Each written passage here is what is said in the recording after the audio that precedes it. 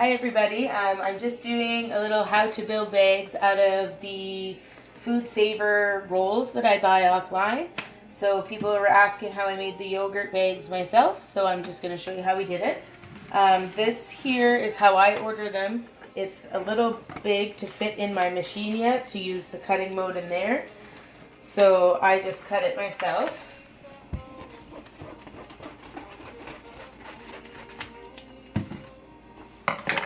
And then I just roll it up so I can put it in the machine so it's easier for me when I'm sizing out my tubes.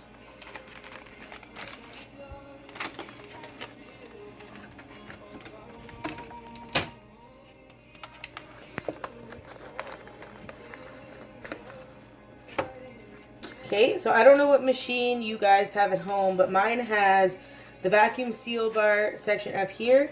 And then I have this one that opens up. It also does the sealing and the cutting. I don't use it for the cutting myself when I'm doing the tubes just because I want to make sure that I cut at precisely the right spot so the yogurt won't leak out of them after. But it does have a line inside the machine here that's going to show you exactly where it's going to seal. So it's going to seal just right in this area here. So I usually just pull it out to that line and close it for my first seal. And when you click that switch, it automatically starts sealing.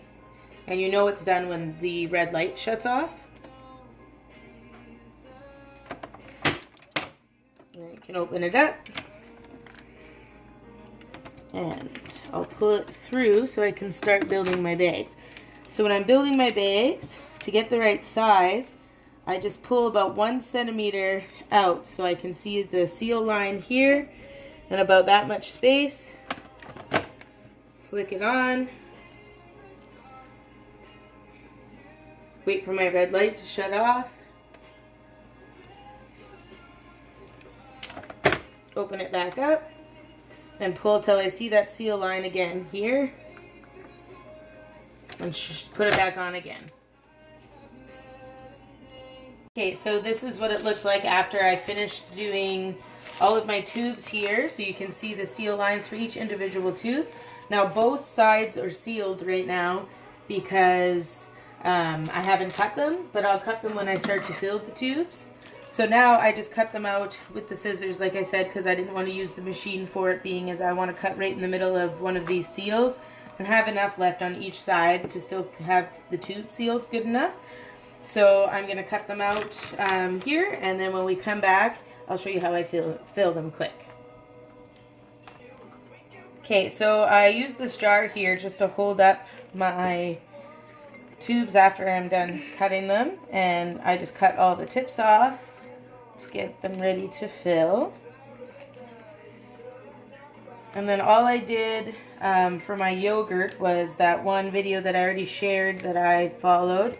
And then this is my Greek yogurt strainer. So the Greek yogurt is what me and my husband eat, but the kids, it's a bit thinner for the tubes. They like the more drinkable yogurt kind of texture. So I just pulled some out of here and threw it into a bowl with some vanilla. And then I added some of the whey that I actually strained from my yogurt just to thin it out again. So that way when I pour it into the tubes, I can have it thin enough. I usually just make the tube yogurt before I even bother straining, which is what I did yesterday. But because we're doing the tubes here, I just wanted to show you guys how I did it. So I usually just throw a funnel in here like this and pour my yogurt into a measuring cup for easy pouring.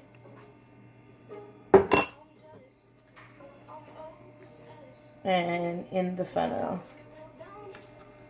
goes. And then sometimes you just gotta help it out to get it to start filling the tube.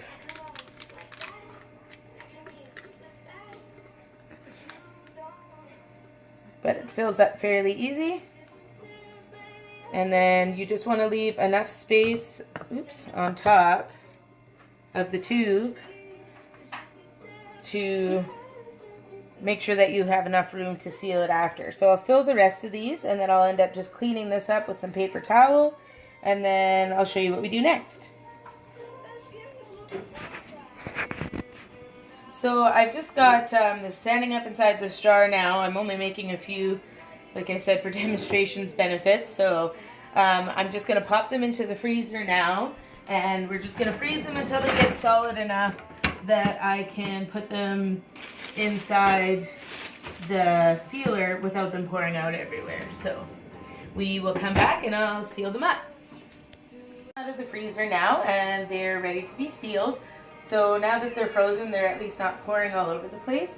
I do my sealing for this part with this one here, and I also have the option up here to choose dry or moist foods.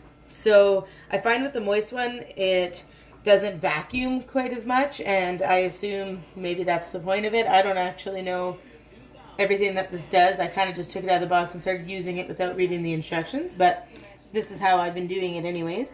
So I lift this up and just tuck it in there, and then press the vacuum and seal bar here.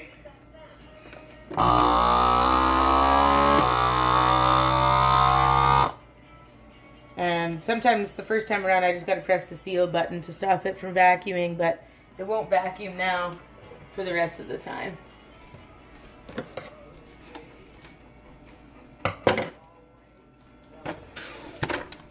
And then after that gets sealed, you can just wipe off the excess moisture that you got there from it getting heated up.